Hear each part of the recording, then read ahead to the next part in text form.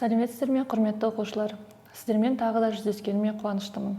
Бүгін біз сіздермен ақыл, парасат, ерік-жігер және жүрек тақырыбын ары қарай жалғастырамыз. Өткен сабақтан рухани тұрғыда кемелденген толық адамның қасиеттерін, бізді қоршаған орта мен адамдарға сүйіспеншілікпен қарау керектігін түсінген боларсыздар. Ал бүгінгі сабақта парасатты тұлғалар мен парасаттылық туралы ойымызды тереңдете түсеміз. Абайдың «Ақыл, қайрат, жүректі бірдей ұста, сонда толық боларсың» елден бөлек дәйек сөзін отбасыңызбен, достарыңызбен талқылап түсінген боларсыздар. Абайдың түсінігіндегі толық адам ар-ұят пен адамшылыққа жүгініп, ақиқатқа талпынады. Әрбір істе көрегенділік пен зерделілік, байыптылық пен байсалдылық танытып, дұрыс әрекет жасайды. Ешкімге оймен, сөзбен, іспен қиянат жасамайды. Адамшылық кісіге пайда тигізу, өз қамын ғана ойламау деген сияқты жақсы ой, таза ниетте болып, айнала қоршаған ортаға риясыз қызмет етуге талпынады. Сабағымызда Шәкәрімнің Әділ Мәрия мәтінін оқып, талдаумен жалғастырамыз. Әділ Мәрия: адам болып жаралған соң, өз мінін өзі біліп тұрса, олай болмаған күнде мініңді тауып айтқанды қауіп тұрмай, соны мойындап, түзетуге қам қылса, тауып айтқан мініңді өзгертуден тек пайда ғана аласың. Түзелесің, түрленесің, өзгересің, адамшылыққа жетесің. Кемшіліксіз адам болмайды. Оны өзі байқамай қалатын кезі болады. Соны айтқанда қателік санап, қалайда түзетуге бағытталған адамдікі жөн. Ол адамның азаматтығының биіктігі, ақыл парасатының молдығы, адамдығының жоғарылығы емейне. Айтылған мініңді мойындай білсең, мініңді айтқанға наразы болып қарсы шықпасаң, сол ақыл. Ол адамдық қалпыңды сақтауға кедергі жасайтын жағымсыз қасиеттеріңді өзіңнен аулақтатуға ақылының жеткені мінезділік.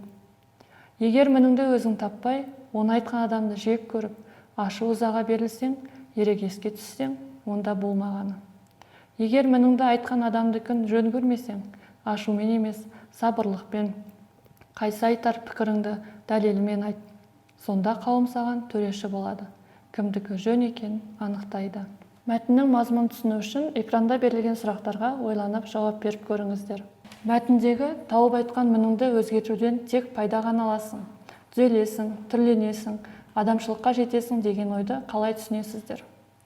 Руханилыққа, адамшылыққа талпыну парасаттылыққа апара ма? Неліктен? Мәтіндегі автордың айтқан өз мініңді мойындап, оны түзетуге талпыну адамға қандай игіліктер сыйлайды деп ойлайсыздар?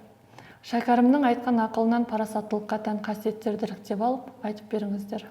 Парасатты адамға істейтін ісін, сөйлейтін сөзін, қабылдайтын шешімін ақыл таразысынан өткізіп, адамгершілік жағынан кінәратсыздық, мейірімділік пен кең мінезділіктен. Парасат ұғымы жеке адамның толысқан кемелділігінің белгісі ретінде үлкен сана мен бай мінезінің тұтасты жарастығын білдіреді. Бүгінгі тақырып бойынша алған білімдеріңізді бекітіп, ой қорыту мақсатында келесі шығармашылық тапсырмаларды орындауды ұсынамын.